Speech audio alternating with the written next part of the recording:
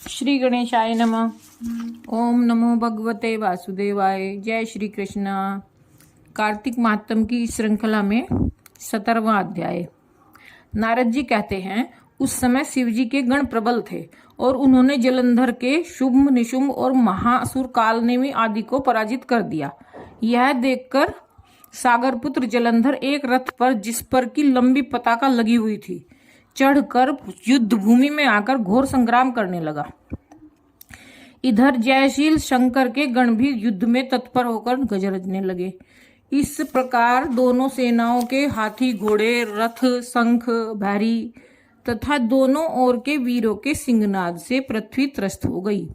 तत्पश्चात जलंधर ने कुहरे के समान बाणों को फेंककर पृथ्वी से लेकर आकाश तक व्याप्त कर दिया और नंदी को 5, गणेश को 5 तथा वीरभद्र को एक साथ 20 बाण मारकर उनके शरीर को छेद दिया और मेघ के समान गर्जन करने लगा। यह देखकर रुद्रपुत्र कार्तिकेय ने भी दैत्य जलंधर को अपनी शक्ति उठाकर मारी और घोर गर्जन किया, जिसके आघात से वह पृथ्वी पर गिर पड़ा। परंतु वह इतना बली था कि शीघ्र ही उठकर खड़ा हो गया और क्रोधाविष्ट होकर कार्तिकेय पर अपनी गदा का प्रहार कर दिया। ब्रह्मा वरदान की सफलता के लिए शंकर पुत्र कार्तिकेय पृथ्वी पर सो गए।